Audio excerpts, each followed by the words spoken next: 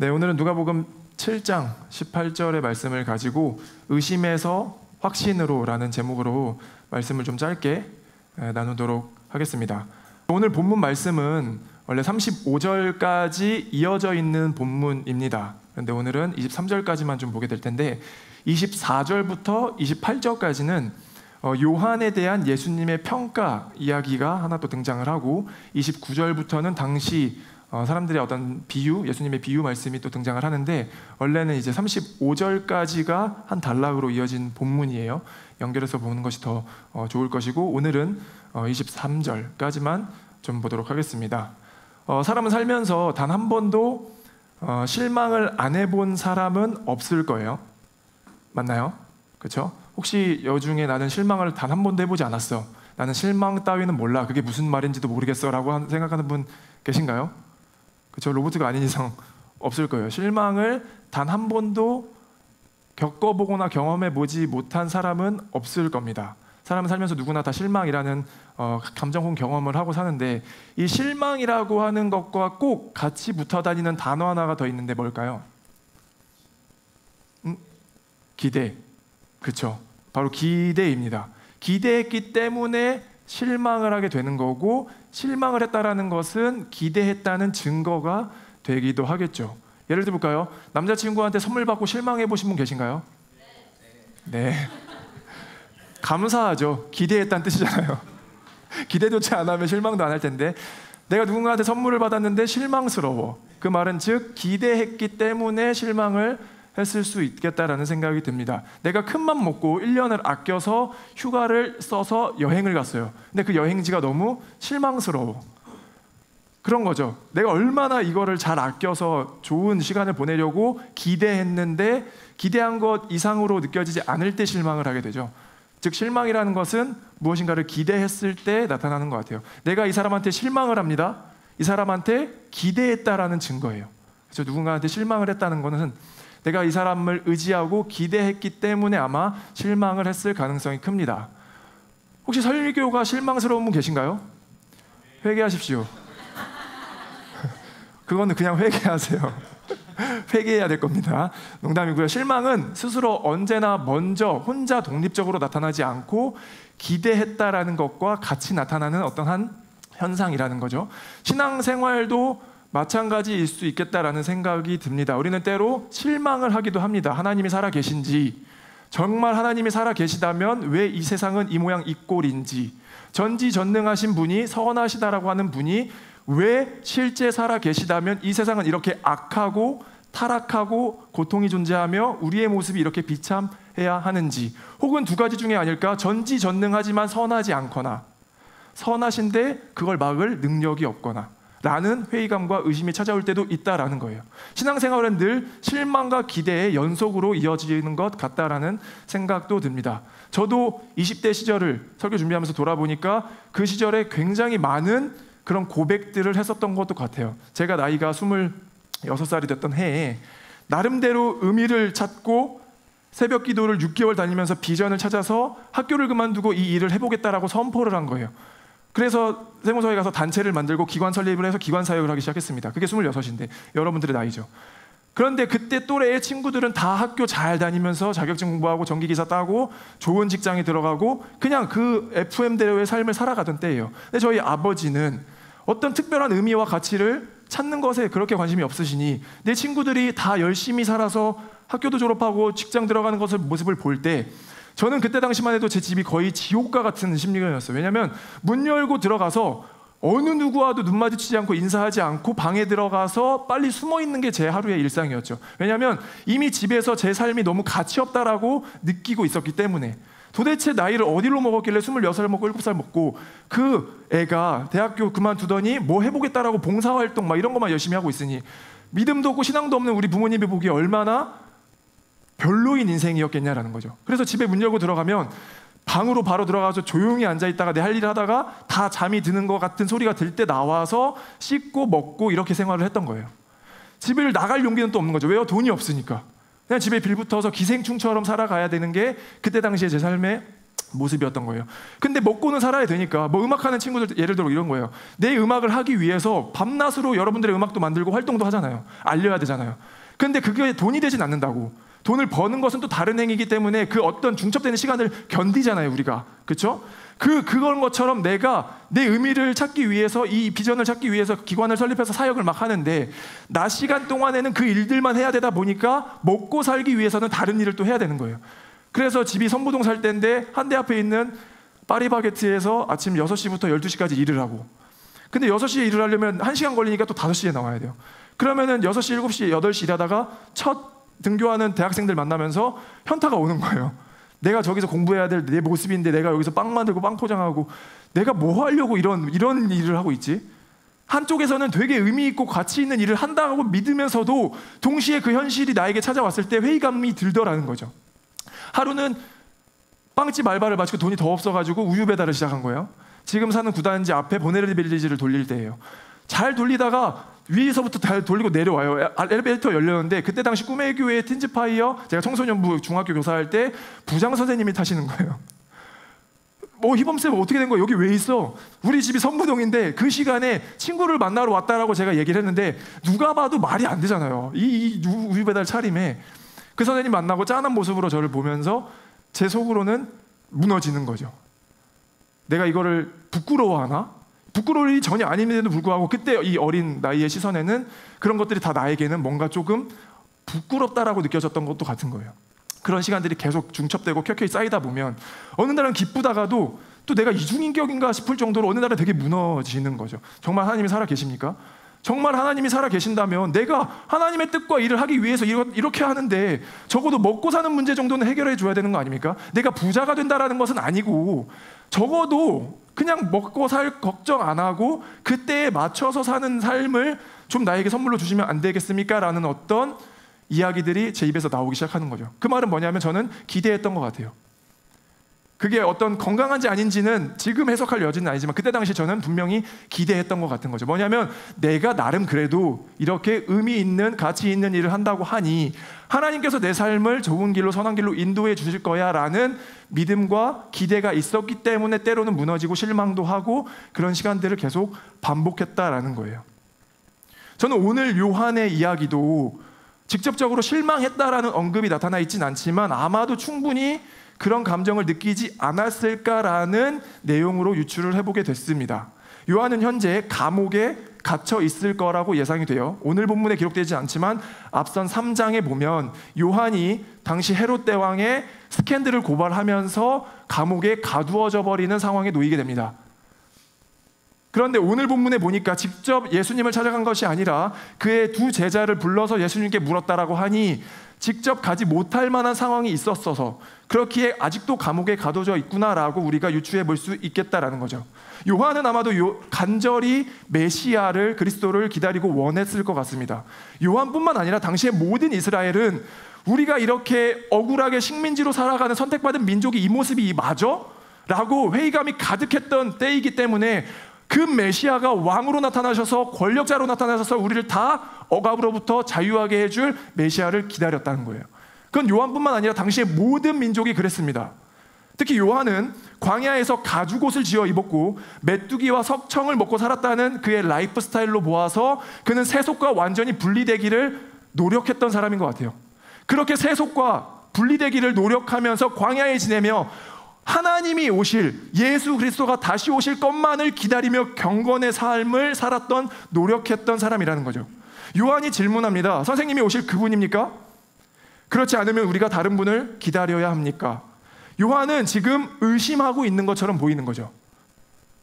요한은 실망했을 것 같아요. 왜요? 기대했기 때문에. 요한은 무엇을 기대했을까요? 요한은 어떤 메시아를 기대했을까? 우리 3장을 통해서 유추해 볼 수 있을 것 같은데 3장 17절, 그는 자기의 타작마당을 깨끗이 하려고 손에 키를 들었으니 알곡은 곡간에 모아드리고 쭉정이는 꺼지지 않는 불에 태우실 것이요. 3장의 요한의 고백을 유추해 보면 아마도 요한은 심판의 하나님, 정의의 하나님, 그렇죠? 그런 정의의 사도로서 왕으로서 오실 그 하나님을, 예수 그리스도 메시아를 기다리고 있었던 것 같습니다. 알곡은 곳간에 모아들이고 정의롭지 못한 쭉정이들은 꺼지지 않는 불에 심판하여서 다 태워 없애버릴, 내가 지금 이 상황 가운데 놓여 있지만 나를 억압하고 정치적으로 위협하고 하나님을 믿지 않은 우상을 섬기는 그들 다 쭉정이처럼 불에 태워버릴 그 예수 그리스도를 기다렸다라는 거죠. 그런데 자신의 상황이 변합니까? 아니요, 변하지 않는 거예요. 여전히 자기는 옥에 가두어져 있고 예수님께서 오시긴 했는데 단 하나도 세상이 변하지 않는 모습을 보면서 요한이 서서히 의심이 되기 시작하는 거예요. 정말 그이가 오실 그이가 맞습니까? 예수님이 맞나요? 예수님이 오시길 기다렸는데 이제는 의심이 되기 시작하니까 자기가 직접 찾아가더라고요. 당신이 그이가 맞냐고요. 요한은 의심을 하고 있었던 것 같습니다. 자신을 감옥에서 구해줄 메시아를 기다리고 있었는데 하루 기다리고 일주일, 1년이 지나도록 그 시간이 기다려도 아무 일이 벌어지지 않자 그이가 맞냐라고 먼저 가서 묻고 있는 거예요. 요한도 의심했습니다. 요한도 자기 상황이 이해가 되지 않자, 여전히 그 오실 메시아가 왔다고 하는데 변하지 않자 요한도 의심했다라는 거예요. 요한도 의심했기 때문에 우리도 의심할 수 있습니다. 그러나 오해하지 마세요. 요한이 의심했기 때문에 우리의 의심을 정당화하거나 합리화하자는 말은 아닙니다. 우리의 육신의 몸을 입은 연약한 우리는 언제나 의심도 할 수 있다라는 거죠. 여전히 우리의 삶 가운데 우리가 기대했던 대로 벌어지지 않는 현실을 보면서 요한도 의심했기 때문에 우리도, 연약한 육신의 몸을 입은 우리도 의심을 할 수 있다라는 거예요. 그것이 곧 우리가 은혜가 필요한 이유이며 성령이 충만해야 되는 이유라고도 볼 수 있겠습니다. 선포하는 거예요. 예수 그리스도의 선하심을 의심하지 않고 믿을 수 있는 저와 여러분이 되길 간절히 소망합니다. 아멘. 예수 그리스도의 선하심을, 하나님이 우리의 삶을 반드시 아름답게 하신다는 그 믿음을 의심하지 않고 믿을 수 있길 간절히 소망한다는 거예요. 저는 믿어요. 하나님이 우리 삶을 반드시 아름답게 하실 것을 믿습니다.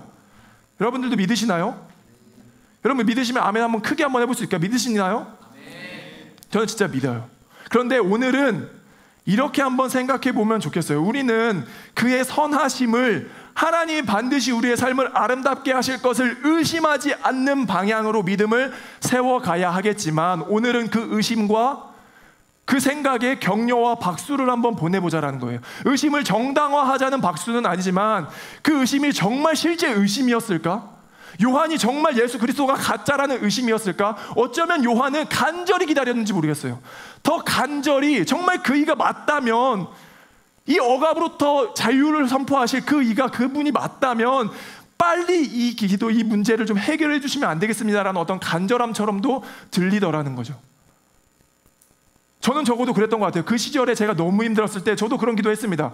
하나님 선하시다면서요, 살아계시다면서요. 그런데 내 모습은 왜 자꾸 이렇게 반복되냐고요. 우리 가정은 여전히 불화가 심하고, 여전히 우리의 모습은 억울하고, 여전히 내 미래는 불투명하고, 내 친구들은 정말 잘 사는 것 같은데 그런 기도가 안 나오겠냐라는 거죠.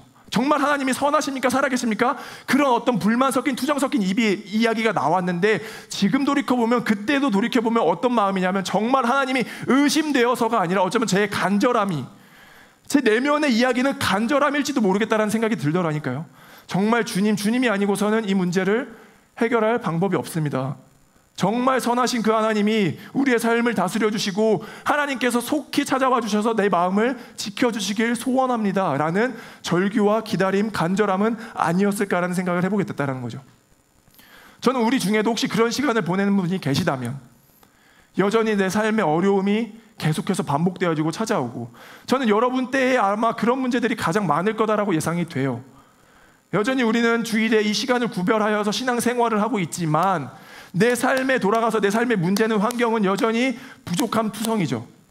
해결해야 될 숙제도 너무 많고, 우리 가정은 왜 이런 모습인지, 내가 그렇게 기도했는데 내가 큰 것을 바라는 것도 아니고 그냥 저녁에 함께 모여서 저녁 식사 정도 할 수 있는 단란함, 평범한 가정을 원했는데 왜 우리 부모는 계속 싸우고 불안과 염려와 이런 것들이 끊이지 않는지, 그냥 1년에 한 번 정도는 가족이 모여서 여행도 갈 수 있는 그런 정도의 소박한 꿈을 꿨는데 왜 우리는 그런 꿈조차 기대할 수 없는 상황에 놓여 있는지, 그런 상황에 있을 수 있는 우리 중에 있겠다라는 생각이 들더라고요.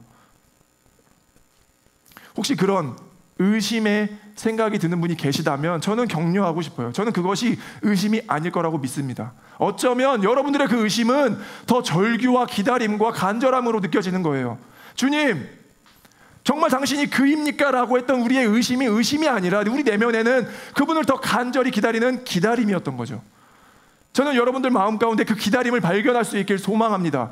포장으로 의심이라고 덮어 써 있는 그 악한 것으로부터 물러나서 속마음에 우리가 하나님이 주신 그 기쁨과 소망으로 더 기다리고 있는 여러분들의 순수한 마음을 발견하시라고요. 그 마음이 진짜라고 믿습니다. 그 마음이 하나님이 주신 마음이라고 믿습니다. 우리의 의심을 거두어 버리고 그 안에 내면의 깊은 마음, 여러분들이 간절히 기다리는 그 주님의 음성과 사랑과 선하심을 더 발견하고 기다릴 수 있길 간절히 소망해요. 아멘. 오늘 본문은 요한의 메시지가 그렇게 들리는 거죠. 의심이었는데, 분명히 의심 같은데 요한은 더 간절히 기다렸던 거 아닐까? 요한에게 가장 필요했던 건 정말 그 예수님 아닐까? 그런 모습과 그런 고백을 통해서 오늘 여러분들 중에 혹시라도 그런 어떤 회의감이 드는 분이 계시다면 지지하고 싶어요. 격려하고 싶어요. 그렇게 한 산을 넘고 또 한 산을 넘고, 그것이 곧 신앙이고 생활이에요. 그러다 보면 정말 선하신 하나님을 발견되어져서 경험되어져서 흔들리지 않는 믿음이 우리에게 소유될 거다라고 믿습니다. 아멘. 그런 우리의 공동체 여러분과 제가 되길 간절히 소망합니다. 짧게 좀 이제 마무리를 좀 지을게요. 반주 좀 도와주시고 찬양팀도 마무리 준비해 주시면 좋을 것 같은데, 올해 우리 아랫마을에 혹시 주제를 기억하시나요? 우리가 교회 전체적으로 주제로 설정했었던 거는 말씀과 기도로 세워지는 교회였었고, 그러면서 동시에 아랫마을의 우리 주제였던 거 혹시 기억하세요? 그렇죠. 연초에 많이 외치긴 했었는데 이립이라는 단어를 우리가 설정했었죠. 이립이 뭐냐면 서른의 나이를 지칭할 때 쓰는 말인데, 도덕 위에 뭐 이렇게 자신의 정체성이 확고해진다 이런 뜻인데, 우리는 복음으로부터 우리의 정체성이 확고해지는 시기를 보내자라고 해서 이립으로 잡았던 거예요. 오늘 우리가 한 해를 보내면서 우리가 분명하게 붙잡아야 될, 선명하게 붙잡아야 될 한 가지 키워드가 뭐였냐면 주체성, 여러분들을 스스로 세워가는 것. 근데 내가 세워지는 것이 아니라 하나님의 정체성, 하나님의 자녀됨을 발견하여서 복음으로부터 단단하게 세워진 정체성을 확립하고 발견하는 것이 올해 우리의 주제였던 거예요. 저는 청년의 시기에 이게 가장 중요하다고 믿습니다. 한 해 한 해 세워져 있는 우리의 정체성은 10년, 20년 앞으로 평생의 삶을 좌우하는 거죠. 우리가 누구인지가 발견되어지고 우리의 정체성이 확고하게 뿌리 내려져 있다면 어떤 상황이 몰려와도 우리는 흔들리지 않을 거다라고 확신하고 믿습니다. 믿으시나요? 여러분들이 주의 자녀라고 하는 정체성을 귀하게 발견하길 소망합니다. 그래서 제가 기도하고 축복하는 것은 뭐냐면 여러분들의 최우선의 가치가 복음이기 되길 소망해요. 아멘. 여러분들 삶의 최우선의 가치가 복음이길 소망합니다. 오해하지 마세요. 복음은 더 교회 열심히 나오고 사경에 빠지지 마세요. 사경에 빠지지 않고 기도에 꼬박꼬박 참석하고 뭐 봉사 더 열심히 하고 종교적인 열심을 말하는 것이 아니에요. 여러분들의 정체성이, 삶의 이야기가 완전히 존재가 뒤바뀌어져 있는 상태. 내가 그동안 세상에 어떤 것들을 누리기 위해서 정말 치열하게 열심히 살았는데 채워도 해결되지 않았던 나의 존재가 예수 그리스도가 나의 삶을 구원하셨다라는 그 고백을 통해서, 하나님이 너를 기뻐한다라는 그 고백을 통해서 우리의 존재가 완전히 바뀌는 거죠. 그러면 가지지 않아도 행복할 수 있다라고요. 나의 정체성이 완전히 하나님 안으로 가두어져 버리면 그건 완전히 다른 세계더라고요. 다른 삶이더라고요.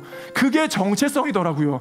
이 시기에 우리가 그 정체성을 세워놓고 발견하지 않으면 30대, 40대, 50대 가서는 더 치열하겠죠. 더 가난하겠죠.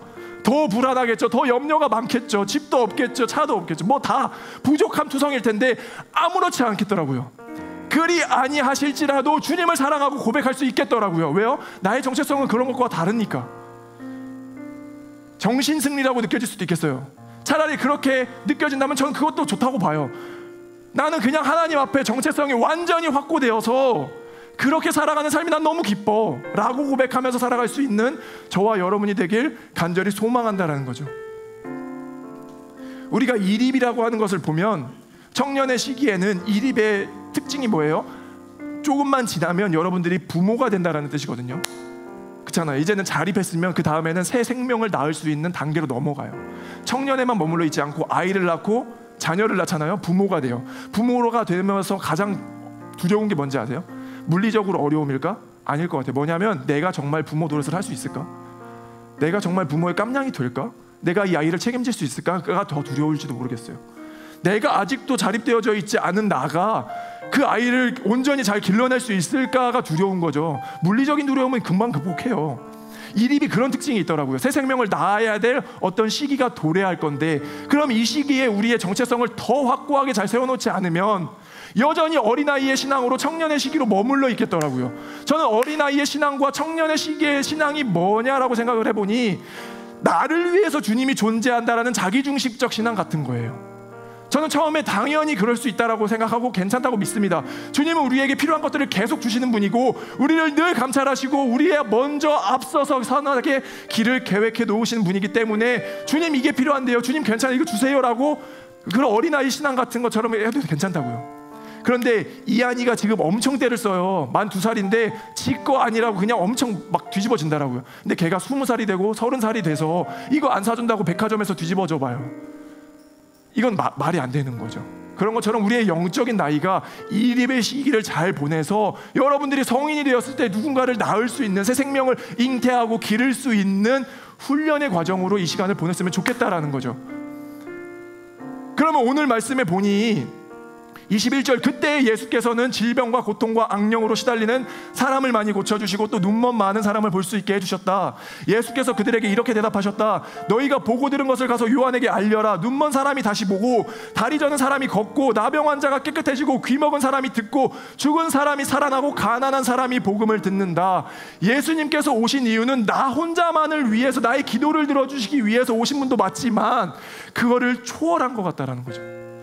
이 모든 인류가, 세상의 피조세계 모두가 다 샬롬에 이르길, 평안에 이르길, 내가 나의 존재로 지어진 이 존재가 그렇게 힘들게 살아가는 것이 아니라, 자기의 형상조차 포기하면서, 존엄도 포기하면서 살아가는 것이 아니라 평안에 이르길, 내일 잠자리를 기뻐하며 들 수 있길, 그 모두에게 샬롬을 주시기 위해서 오신 분이라는 거예요. 그러면 완전히 목적이 다르죠. 나를 위해서 오신 분은 맞지만 우리 모두를 위해서 오신 그 예수 그리스도를 찬양하게 되는 거예요. 그게 어쩌면 어른의 신앙으로 나아가는 방향일 수도 있겠다는 생각이 들어요. 나를 위해서 오신 분인 줄라고 생각했는데, 내 하나의 나만의 기도를 듣는 분이라고 생각했는데, 이제 더 우리의 시선이 넓어지는 거죠.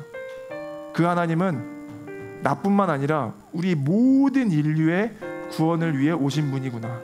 그럼 요한도 그 모습을 듣고 말씀을 들으면서 깨닫지 않았을까요? 그래, 예수님께서 지금 눈먼 사람들, 귀신 들린 사람들, 어쩌면 예수님은 예배 드리는 것보다 그걸 더 중요하게 생각하는 분 아닌가라는 생각도 들어요.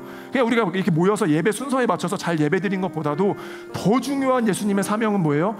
이 영혼이 하나님의 형상으로 지어졌다라고 하는 이 영혼이 왜 이렇게 아파야 하냐라는 그 관심.